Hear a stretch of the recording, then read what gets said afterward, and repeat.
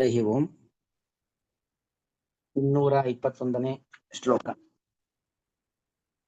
ಯಸ್ಯಾತ್ಮಬುದ್ಧಿಃ ಕುಣಪೇ ತ್ರಿಧಾತುಕೆ ಸ್ವಧೀ ಕಲತ್ರಾದಿಷು ಭೌಮ ಇತ್ಯಧೀಃ ಯತ್ತೀರ್ಥಬುದ್ಧಿಸ್ಥಲಿಲೇನ ಗರ್ಹಿಚಿತೋ ಜನೇಷು ವಿಘ್ನೇಷು ಸ ಏವ ಗೋಖರಃ. ಯಸ್ಯ ಆತ್ಮಬುದ್ಧಿಃ ಕುಣಪೇ ತ್ರಿಧಾತುಕೆ ಸ್ವಧೀಃ ಕಲತ್ರಾದಿಷು ಭೌಮ ಇಜ್ಯಧೀಃ ಯತ್ತೀರ್ಥ ಬುದ್ಧಿ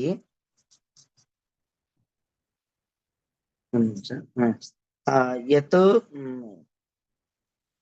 ತೀರ್ಥ ಬುದ್ಧಿ ಸಲಿಲೆ ನ ಕರ್ಹಿಚಿತು ಜನೇಷು ಅಭಿಜ್ಞೇಷು ಸಹ ಏವ ಗೋಖರಃ. ಸಹ ಏವ ಗೋಖರಃ. ಗೋಖರ ಅಂತ ಹೇಳಿದ್ರೆ ಕತ್ತೆ ಎಂಬುದಾಗಿ ಅಂತಹ ವ್ಯಕ್ತಿಯನ್ನ ನಿಂದನೆ ಮಾಡತಕ್ಕಂಥದ್ದು.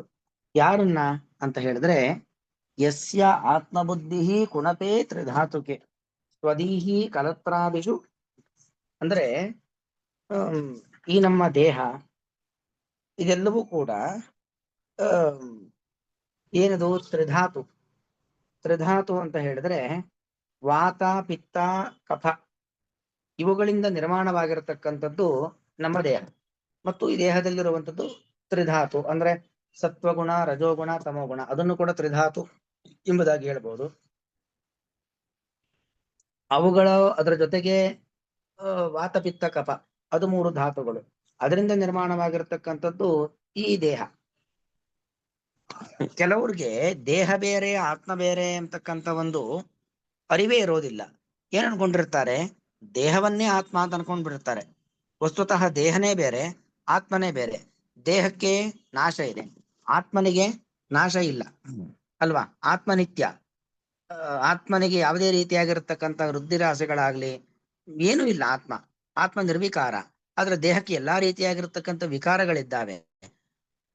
ಆದ್ರೆ ಕೆಲವರು ಈ ದೇಹವನ್ನೇ, ಅದು ಕುಣಪ ಅಂದ್ರೆ ಶವ ಅಂತ ಅರ್ಥ.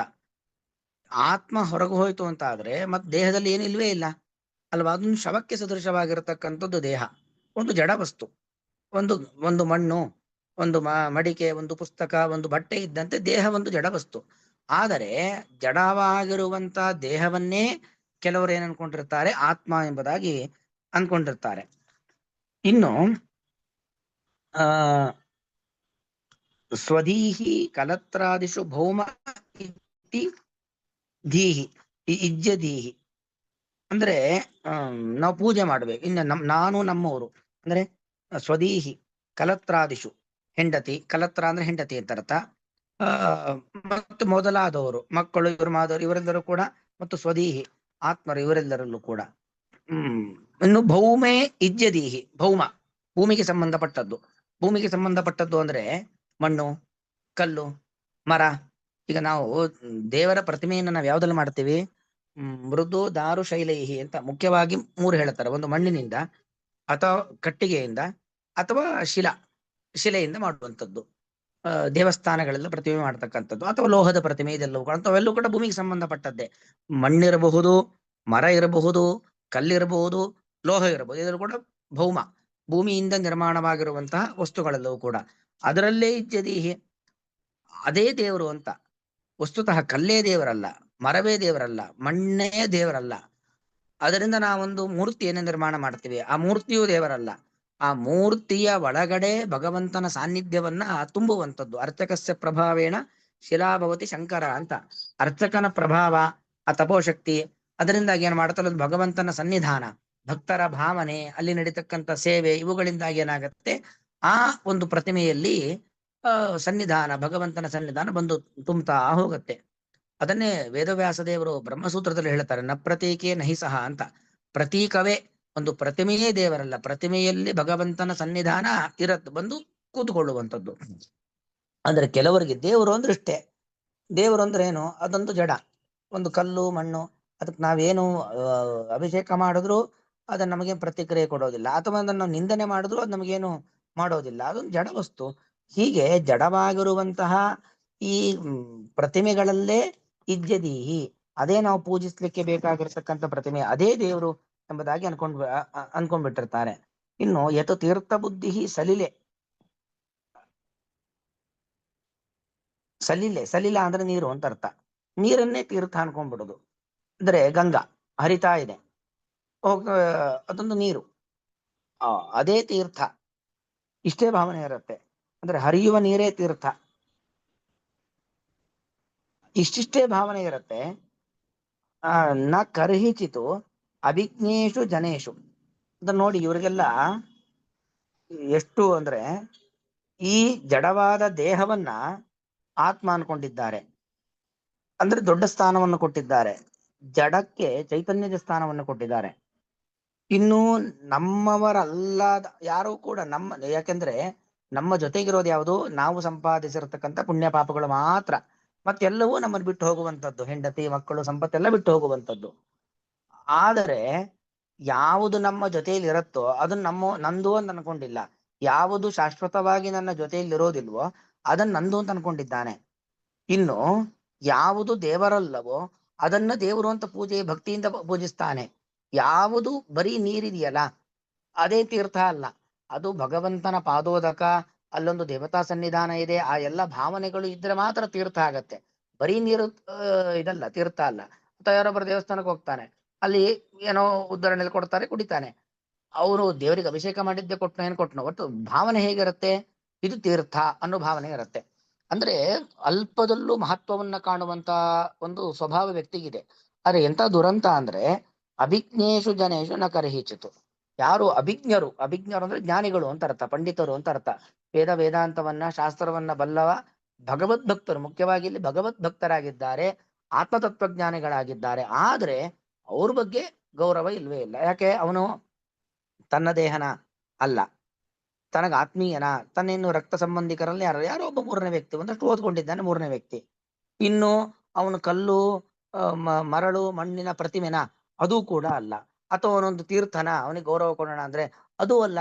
ಮತ್ತೆ ಅವನು ಓದ್ಕೊಂಡಿದ್ದು ಅವನ ತಲೆಗಾಯ್ತು, ಅವನ ಬುದ್ಧಿಗಾಯ್ತು, ನಾವ್ಯಾಕೆ ಅವನಿಗೆ ಗೌರವ ಕೊಡಬೇಕು, ನಾವ್ಯಾಕೆ ಅವರಲ್ಲಿ ಭಗವಂತನನ್ನ ಕಾಣಬೇಕು ಅಂತ ಅಂತವನ ಬಗ್ಗೆ ಅಂದ್ರೆ ಜ್ಞಾನಿಗಳ ಬಗ್ಗೆ ಯಾವ ಒಂದು ಎತ್ತರದ ಭಾವನೆ ಇರೋದಿಲ್ಲ. ಸಹ ಏವ ಗೋಖರಹ, ಅವನು ಮೃಗ. ಗೋಖರ ಅಂದ್ರೆ ಅರ್ಥ ಏನು ಅಂದ್ರೆ ಆಲೋಚನಾ ಶಕ್ತಿಯೇ ಇಲ್ಲದೆ ಇರತಕ್ಕಂತ ಒಬ್ಬ ಮೃಗ ಅಂತ ಅರ್ಥ. ಗೋಖರಹ ಅಂತ ಹೇಳಿದ್ರೆ ಆ ಅರ್ಥ. ಆಲೋಚನಾ ಶಕ್ತಿಯೇ ಇಲ್ಲ, ಸುಮ್ನೆ ನಂಬುವಂಥದ್ದು. ವಸ್ತುತಃ ಆಲೋಚನಾ ಶಕ್ತಿ ಬೇಕು. ಯಾವುದು ಒಳ್ಳೇದು, ಯಾವುದು ಕೆಟ್ಟದ್ದು, ಯಾವುದು ನಿಜವಾದ ಸನ್ನಿಧಾನ, ಯಾವುದು ಸನ್ನಿಧಾನ ಇಲ್ಲದೆ ಇರೋದು, ಇದೆಲ್ಲ ತಿಳುವಳಿಕೆ ಬೇಕಲ್ವಾ. ಆ ತಿಳುವಳಿಕೆ ಇಲ್ಲದೇನೆ ಅನ್ಕೊಂಡ್ಬಿಟ್ಟಿದ್ದಾನೆ. ಅದೇನಾಗತ್ತೆ ಅಂತ ನಾವು ನಿಜವಾಗ ಅವನೇ ಗೋಖರ. ಗೋಖರ ಶಬ್ದಕ್ಕೆ ಅರ್ಥ ಏನಂದ್ರೆ ಒಂದರ್ಥ ಕತ್ತೆ ಅಂತ ಅರ್ಥ, ಅಥವಾ ಇನ್ನೊಂದು ಅರ್ಥ ಮೃಗ ಅಂತ ಅರ್ಥ. ಅದು ಕತ್ತೆ ಆಗ್ಲಿ ಯಾವುದೊಂದು ಸಾಮಾನ್ಯವಾಗಿರ್ತಕ್ಕಂಥ ಪ್ರಾಣಿ ಆಗ್ಲಿ, ಆಲೋಚನಾ ಶಕ್ತಿ ಇಲ್ಲ ಅವುಗಳಿಗೆ. ಅವುಗಳದ್ದೇನ್ ಜೀವನ ಅಷ್ಟೇ, ತಿನ್ನಕ್ಕೆ ಏನ್ ಸಿಗುತ್ತೋ ತಿನ್ನೋದು, ಜಾಗ ಸಿಕ್ತಲ್ಲಿ ಮಲಗೋದು, ಯಾರಿಂದಲಾದ್ರೂ ಭಯ ಆಗತ್ತೆ ಅಂದ್ರೆ ಓಡೋದು, ಸಂತಾನೋತ್ಪತ್ತಿ ಅನ್ನೋ ಇಷ್ಟೇ ಅವುಗಳದ್ದು. ಅಂದ್ರೆ ನೋಡಿ, ಈ ವ್ಯಕ್ತಿ ಎತ್ತರದ ಸ್ಥಾನವಿಲ್ಲದರಲ್ಲಿ ಎತ್ತರದ ಸ್ಥಾನವನ್ನು ಕಾಣ್ತಾ ಇದ್ದಾನೆ.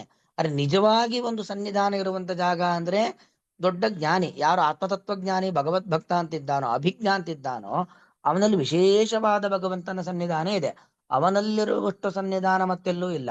ಆದ್ರೆ ಅವನಲ್ಲಿ ದೇವರನ್ನ ಕಾಣುವಂತ ಒಂದು ವ್ಯಕ್ತಿತ್ವ ಅಥವಾ ಅವನನ್ನ ಪೂಜ್ಯವಾಗಿ ಕಾಣತಕ್ಕಂತ ಒಂದು ಭಾವನೆ ಇಲ್ಲ ಅಂದ್ರೆ ಸಹಏವ ಗೋಖರಃ, ಅವನೇ ನಿಜವಾಗಿರತಕ್ಕಂತಹ ಮೃಗ. ಆ ಅವನು ಒಂದು ಕತ್ತೆ ಗುರುವ ಅಂತ ಹೇಳ್ತಾರೆ. ಅಂದ್ರೆ ಪ್ರಾಣಿಗಳ ಎಲುಬನ್ನು ತಿನ್ನುವಂತ ಒಂದು ಪ್ರಾಣಿ. ಒಂದು ಸಾಮಾನ್ಯವಾಗಿ ನಾಯಿ ಇತ್ಯಾದಿಗಳು. ಮತ್ತೊಂದು ಪ್ರಾಣಿಯ ಎಲುಬನ್ನು ತಿನ್ನುವಂತ ಪ್ರಾಣಿಗೆ ಗೋಖರ ಅಂತ ಕರೀತಾರೆ. ಅಂದ್ರೆ ಅಷ್ಟು ನೀಚ ವ್ಯಕ್ತಿಯವನು ಅಂತ. ಜ್ಞಾನಿಗಳಿಗೆ ಯಾರು ಗೌರವವನ್ನು ಕೊಡೋದಿಲ್ಲ. ಇದು ಬಿಂಬೋಪಾಸಕ ಗುರುಪ್ರಾಪ್ತಿ ಪ್ರಕರಣ. ಹಾಗಾಗಿ ಗುರುಭಕ್ತಿ ಇಲ್ಲದೆ ನಾವೇನೇ ಮಾಡಿದ್ರು ಕೂಡ, ಈ ದೇಹದ ಬಗ್ಗೆ ಭಾರಿ ಅಭಿಮಾನವನ್ನ ಇಟ್ಕೊಳ್ಳೋದಿರ್ಬೋದು, ಅಥವಾ ತೀರ್ಥ ಸ್ನಾನಾದಿಗಳನ್ನ ತೀರ್ಥಕ್ಷೇತ್ರಗಳಿಗೆ ಹೋಗೋದಿರ್ಬೋದು, ಅಥವಾ ನಮ್ಮವರನ್ನು ತುಂಬಾ ಚೆನ್ನಾಗಿ ನೋಡ್ಕೊಳ್ಳೋದಿರ್ಬೋದು, ಅಥವಾ ಯಾವುದೋ ಅನೇಕ ದೇವಸ್ಥಾನಗಳಿಗೆಲ್ಲ ಹೋಗಿ ಪ್ರದಕ್ಷಿಣೆ, ಅಶ್ವತ್ಥ ಪ್ರದಕ್ಷಿಣೆ, ದೇವಾಲಯಗಳಿಗೆ ಹೋಗಿ ಪ್ರತಿಮೆಗಳಿಗೆ ಪ್ರದಕ್ಷಿಣೆ ಮಾಡುವಂಥದ್ದು ಇತ್ಯಾದಿ. ಮಣ್ಣಿನಿಂದ ಗಣಪತಿ ಮೊದಲಾಗಿರತಕ್ಕಂಥ ಪ್ರತಿಮೆಯನ್ನ ಮಾಡಿ ಪೂಜೆ ಮಾಡೋದು, ಅದೆಲ್ಲ ವಿಜೃಂಭಣೆಯಿಂದ ಮಾಡ್ತೀರಾ. ಆದರೆ ಒಬ್ಬ ಜ್ಞಾನಿಯ ಬಗ್ಗೆ ಗೌರವ ಇಲ್ಲ ಅಂತ ಆದ್ರೆ ಇದೆಲ್ಲ ವ್ಯರ್ಥ ಅಂತ ಅರ್ಥ. ಅವನು ಗೋಖರ ಅಂತ ಬೈತಾ ಇದ್ದಾರೆ ಅಂತ ಅಭಿಪ್ರಾಯ ಏನು ಅಂದ್ರೆ, ಒಬ್ಬ ಯಾರೂ ಗುರು ಆತ್ಮತತ್ವಜ್ಞಾನಿ, ಭಗವತ್ ತತ್ವಜ್ಞಾನಿ, ದೇವರ ಬಗ್ಗೆ ತಿಳ್ಕೊಂಡವನು ಅಂತಿದ್ದಾನೋ ಅವನ ಬಗ್ಗೆ ಪೂಜ್ಯ ಭಾವನೆ ಇಲ್ಲದೇನೆ ನೀವು ಮಾಡುವಂತ ಉಳಿದೆಲ್ಲವೂ ಕೂಡ ವ್ಯರ್ಥ ಅನ್ನೋದು ಇದರ ಅಭಿಪ್ರಾಯ. ಹಾಗಾಗಿ ತೀರ್ಥದಲ್ಲಿ, ನೀರಿನಲ್ಲಿ ತೀರ್ಥ ಅನ್ನೋ ಭಾವನೆ ಇರಬಾರ್ದು ಅಂತಲ್ಲ, ಅಥವಾ ನಾವಲ್ಲಿ ಪ್ರತಿಮಾದಿಗಳಲ್ಲಿ ದೇವರನ್ನ ಕಾಣಬಾರ್ದು ಅಂತ ಅರ್ಥ ಅಲ್ಲ. ದೇಹದ ಬಗ್ಗೆ ಭಗವಂತ ಕೊಟ್ಟ ದೇಹ ಇದು ಸಾಧನೆಗೆ ಉಪಯುಕ್ತವಾದದ್ದು ಅಂತ ಗೌರವ ಇರಬಾರ್ದು ಅಂತ ಅಭಿಪ್ರಾಯ ಅಲ್ಲ. ನಮ್ಮ ಗಂಡ, ನಮ್ಮ ಹೆಂಡತಿ, ಮಕ್ಕಳು, ಬಂಧು ಬಾಂಧವರ ಮೇಲೆ ಅಭಿಮಾನ ಇರಬಾರ್ದು ಅಂತ ಅರ್ಥ ಅಲ್ಲ. ಅದೆಲ್ಲ ಇದೆ. ಆದರೆ ನಿಜವಾಗಿ ಹೆಚ್ಚು ಸನ್ನಿಧಾನ ಇರುವಂತದ್ದಲ್ಲಿ ಅಂತಹ ತತ್ವಜ್ಞಾನಿಗಳಲ್ಲಿ, ಅವರಲ್ಲಿ ಪೂಜ್ಯ ಭಾವನೆ ಇಲ್ಲ ಅಂತ ಆದ್ರೆ ಅವನು ಗೋಖರ. ಗೋಖರ ಅಂತ ಹೇಳಿದ್ರೆ ಅತ್ಯಂತ ಮೂರ್ಖನಾದವನು, ಆಲೋಚನಾ ಶಕ್ತಿ ಇಲ್ಲದವನು ಅನ್ನೋದು ಇದರ ಅಭಿಪ್ರಾಯ. ನನು ಅಸ್ತು ಮಿಥ್ಯಾಜ್ಞಾನಂ ಪುರುಷಾರ್ಥ ಪ್ರತಿಬಂಧಕಮಿತಿ ಪುರುಷಾರ್ಥಾರ್ಥಿನ ತತ್ ಪರಿತ್ಯಾಜ್ಯಮಿತಿ. ಹಿಂದೆ ಹೇಳಿದ್ದು ಏನಂತ? ಮಿಥ್ಯಾಜ್ಞಾನ. ಮಿಥ್ಯಾಜ್ಞಾನ ಎಂಬುದು ಪುರುಷಾರ್ಥಕ್ಕೆ ಪ್ರತಿಬಂಧಕವಾದದ್ದು. ಅಂದ್ರೆ ಪುರುಷಾರ್ಥ ಅಂದ್ರೆ ಮುಖ್ಯ ಪುರುಷಾರ್ಥ ಮೋಕ್ಷ, ಮೋಕ್ಷಕ್ಕೆ ಪ್ರತಿಬಂಧಕವಾದದ್ದು. ಅದು ಪುರುಷಾರ್ಥ, ಯಾರು ಪುರುಷಾರ್ಥವನ್ನ ಬಯಸ್ತಾರೋ, ಯಾರು ತತ್ವಜ್ಞಾನವನ್ನ ಬಯಸ್ತಾರೋ ಅವನು ಅದನ್ನು ಬಿಡಬೇಕು. ತನ್ನಿವೃತ್ತಯೇ ಪ್ರಯತಿತವ್ಯಮಿತಿ. ಅಂತ ಮಿಥ್ಯಾಜ್ಞಾನ ಹೋಗ್ಲಿಕ್ಕೋಸ್ಕರವಾಗಿ ಪ್ರಯತ್ನವನ್ನ ಮಾಡಬೇಕು, ಅದು ಸರಿ. ಪ್ರಯತಿತವ್ಯಮಿತಿ ಚ ತಥಾಪಿ ತನ್ನಿವೃತ್ತಿ ಸದುಪದೇಶೇನೇವ ಇತಿ ಕುತಃ. ಆ ಮಿಥ್ಯಾಜ್ಞಾನ ನಮ್ಮಲ್ಲಿರತಕ್ಕಂಥ ಅಜ್ಞಾನ ಸಜ್ಜನರು ಮಾಡುವಂತ ಉಪದೇಶದಿಂದಲೇ ಹೋಗತ್ತೆ ಅನ್ನೋದನ್ನ ಹಿಂದೆ ಹೇಳಿದ್ರು. ಸಜ್ಜನರು ಮಾಡುವಂತ ಉಪದೇಶದಿಂದಲೇ ಮಿಥ್ಯಾಜ್ಞಾನ ಹೋಗತ್ತೆ ಅಂತ ಯಾಕೆ? ನಮಗೇನು ಅಜ್ಞಾನ ಹೋಗ್ಬೇಕು ಅಂತ ಆದ್ರೆ ತೀರ್ಥಯಾತ್ರೆ ಮಾಡೋಣ, ತೀರ್ಥ ಸ್ನಾನ ಮಾಡೋಣ, ಅಥವಾ ಒಂದು ದೇವಸ್ಥಾನಕ್ಕೂ ಪ್ರದಕ್ಷಿಣೆ ಹಾಕೋಣ, ಮಿಥ್ಯಾಜ್ಞಾನ ಹೋಗತ್ತಲ್ವಾ. ಭಾಗೀರಥ್ಯಾದೀನಾಂ ಕ್ಷೇತ್ರಮೂರ್ತೀನಾಂ ಸೇವೆಯ ತನ್ನಿವೃತ್ತಿ ಉಪಪತ್ತೇ ಅಲ್ವಾ. ಭಾಗೀರಥಿ ಸಾಕ್ಷಾತ್ ತ್ರಿಪದಗಾಮಿನಿ, ಭಗವಂತನ ಪಾದ ಸಂಭೂತಿ, ವಿಷ್ಣು ಪಾದಾಪ್ತ ಸಂಭೂತಿ, ಭಗವಂತನ ಪಾದದಿಂದ ಹುಟ್ಟಿರತಕ್ಕಂತ ಗಂಗೆ ಇದ್ದಾಳೆ. ಅವಳಿಗಿಂತ ಪವಿತ್ರ ವಸ್ತು ಬೇಕಾ? ಅವಳಲ್ಲೋ ಸ್ನಾನ ಮಾಡಿದ್ರೆ ನಮಗೆ ಮಿಥ್ಯಾಜ್ಞಾನ ಹೋಗಿ ಜ್ಞಾನ ಬರುತ್ತೆ. ಅಥವಾ ಒಳ್ಳೊಳ್ಳೆ ಕ್ಷೇತ್ರಗಳಿದ್ದಾವೆ, ಅಲ್ಲಿ ಹೋಗಿ ನಾವು ಭಗವಂತನ ಪ್ರತಿಮೆಗಳನ್ನ ದರ್ಶನ ಮಾಡೋದು, ಪ್ರದಕ್ಷಿಣೆ ನಮಸ್ಕಾರ ಮಾಡೋದು, ಅಲ್ಲಿ ಸೇವೆ ಮಾಡೋದು, ಅದರಿಂದ ನಮ್ಮ ಮಿಥ್ಯಾಜ್ಞಾನ ಹೋಗುತ್ತೆ. ಅಷ್ಟೆಲ್ಲ ಆಗ್ತಾ ಇರಬೇಕಾದ್ರೆ ಜ್ಞಾನಿಗಳ ಸೇವೆಯನ್ನೇ ಯಾಕೆ ಮಾಡಬೇಕು? ಅವರ ಹತ್ರ ಉಪದೇಶ ಯಾಕೆ ಮಾಡಬೇಕು, ಯಾಕೆ ಪಡಿಬೇಕು? ಅಲ್ಲೆಲ್ಲ ಸನ್ನಿಧಾನ ಇರುವಂತದ್ದಲ್ವಾ. ಅಷ್ಟಿಲ್ದೆ ನಾವು ₹1000 ಖರ್ಚು ಮಾಡ್ಕೊಂಡು ತೀರ್ಥಯಾತ್ರೆ ಮಾಡ್ತೀವ, ಕ್ಷೇತ್ರ ದರ್ಶನಕ್ಕೆ ಹೋಗ್ತೀವ?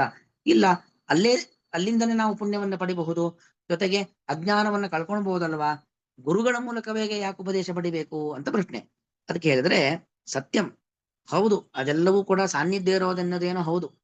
ಅನ್ಯತೋಪಿ ತನ್ನಿವೃತ್ತಿ ರೀತಿ ತಥಾಪಿ ಸದುಪದೇಶ ಅವಶ್ಯಕ. ಅಂದ್ರೆ ಬೇರೆದ್ರಿಂದಲೂ ಮಿಥ್ಯಾಜ್ಞಾನ ಹೋಗತ್ತೆ, ಆದರೆ ಅಜ್ಞಾನ ಹೋಗೋದಲ್ಲ. ಅಜ್ಞಾನ ಹೋಗೋದು, ಜ್ಞಾನ ಬರೋದು, ಇದು ಆಗ್ಬೇಕು ಅಂತ ಆದ್ರೆ ಸದುಪದೇಶ ಅವಶ್ಯಕ.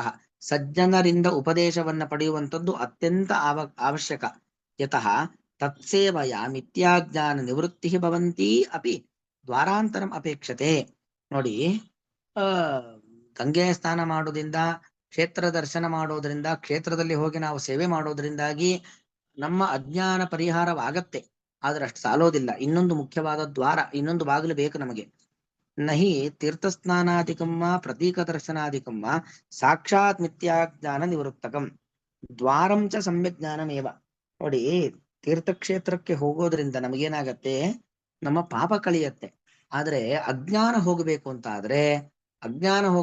ಆದ್ರೆ ಏನ್ ಬೇಕು ನಮಗೆ? ಗುರುಗಳ ಉಪದೇಶ ಬೇಕು, ಜ್ಞಾನ ಬೇಕು. ಜ್ಞಾನ ಬಂದ್ರೆ ಅಜ್ಞಾನ ಹೋಗತ್ತೆ. ಜ್ಞಾನ ಕೊಡೋರು ಯಾರು? ಗುರುಗಳು. ಹಾಗಾಗಿ ಪಾಪವನ್ನ ಕಳೆದುಕೊಳ್ಳಿಕ್ಕೆ ತೀರ್ಥಕ್ಷೇತ್ರ ಯಾತ್ರೆ, ಪ್ರತಿಮೆಗಳನ್ನ ನಾವು ನೋಡೋದೆಲ್ಲ ಸರಿ. ಆದ್ರೆ ಅಜ್ಞಾನ ಹೋಗ್ಬೇಕು ಅಂತ ಜ್ಞಾನ ಬೇಕು.